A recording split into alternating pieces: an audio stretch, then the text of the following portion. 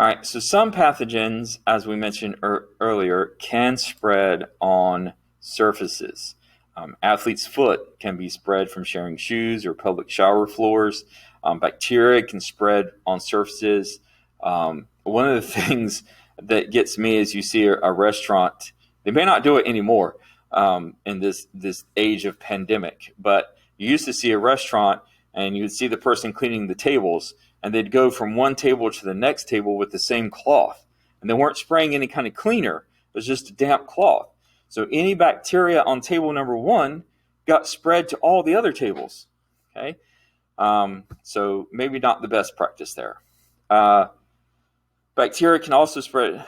So towels, skin-to-skin contact, if someone's got bacteria on their hands because they just picked their nose and then you shake their hand, you're getting some of those bacteria. So you gotta watch out.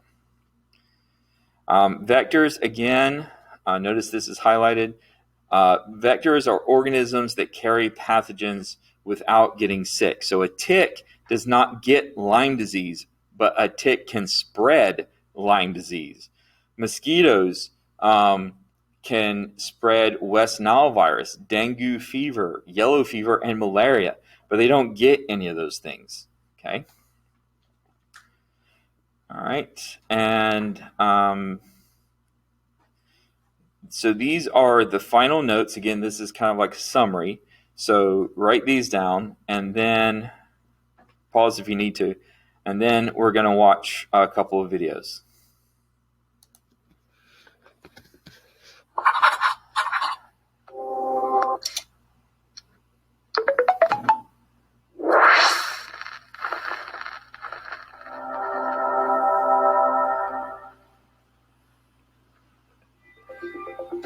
A pathogen is a microorganism that can cause disease. In this video, we are going to discover what they are exactly, how they can spread and cause infection, and how their spread can be reduced or prevented. Pathogens may be viruses, bacteria, protists, or fungi. They are just microorganisms that can cause disease. Bacteria are microscopic.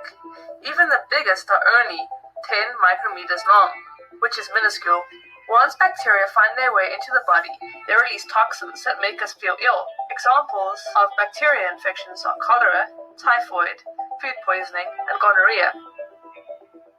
Although bacteria are very small, viruses are much, much smaller again. They are among the smallest organisms we know of. Viruses not only enter your body, but they enter into cells and reproduce inside cells. They reproduce hundreds of thousands of times and eventually cause the host cell to explode. The virus then passes out through the airwaves, bloodstream, or other route and can spread through populations. Examples of viral infections are the flu, influenza, measles, mumps, the common cold, and AIDS. Of the thousands of species of fungi, a few can cause human diseases. They can cause minor skin conditions all the way up to life-threatening diseases.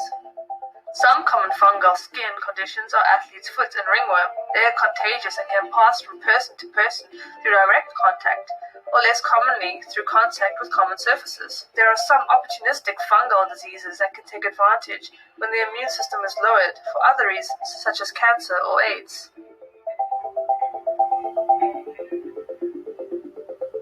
Protists are single-cell organisms.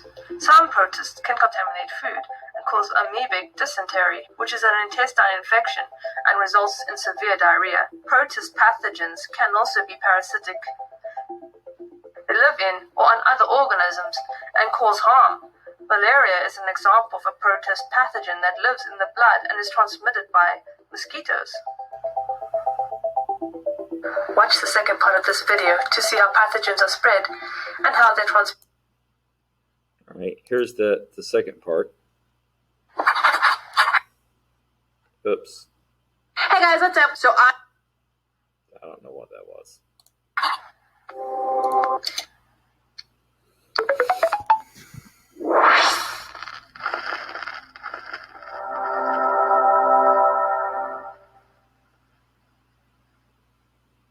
In the first part of this video, you should already know that pathogens are disease-causing microorganisms.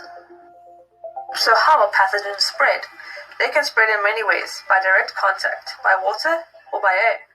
Different pathogens are spread by different mechanisms. So, malaria is transmitted by mosquitoes, whereas cholera is a waterborne disease. HIV is transmitted through bodily fluids, and athlete's foot is transmitted by direct contact.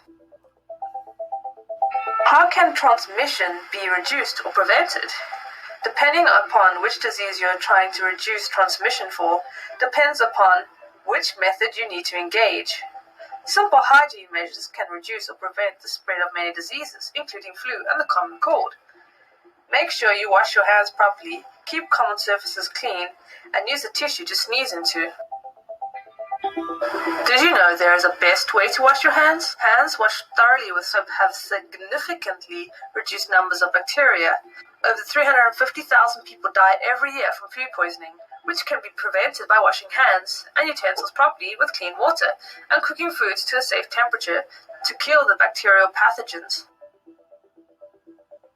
To reduce or prevent cholera and other diarrheal-causing pathogens, communities need access to safe drinking water, adequate sanitation so that dirty water is not exposed, and basic hygiene needs such as washing hands properly, boiling water properly, and keeping surfaces clean.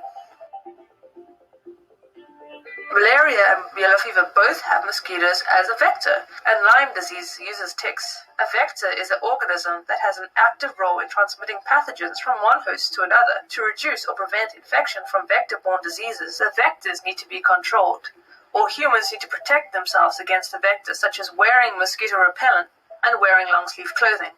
Insecticide and spraying techniques can be used to reduce the population of the vectors, but this is trickier and more expensive. If a disease is highly contagious, such as rabies, people may need to be isolated to prevent the infection spreading to others. Vaccinations are also an option for preventing and reducing pathogens. Vaccinations involve putting a small amount of inactive or dead pathogens into the body, which stimulates the body to produce antibodies against a specific pathogen. This enables the body to be prepared to attack or destroy the pathogen if they are infected in the future. You can learn more about vaccinations in our What Are Vaccinations? All right. So that brings that to a close. So make sure you have gotten all the highlighted stuff. For those of you who watched the video and have stuck around to the end, I'm going to be posting a Zoom link that fifth period. I don't have a Zoom scheduled today because it's Friday, and I don't have fifth period. I never have students in the classroom. So what I'm going to try to do is I'm going to put out a Zoom link, and the idea is that if you have questions, then you can come in and you can check in with me. It's kind of like office hours or tutorial period, if you want to call it that.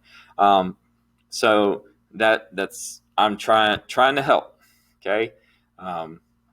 So we'll see how that goes. All right. Have a good day. Stay curious.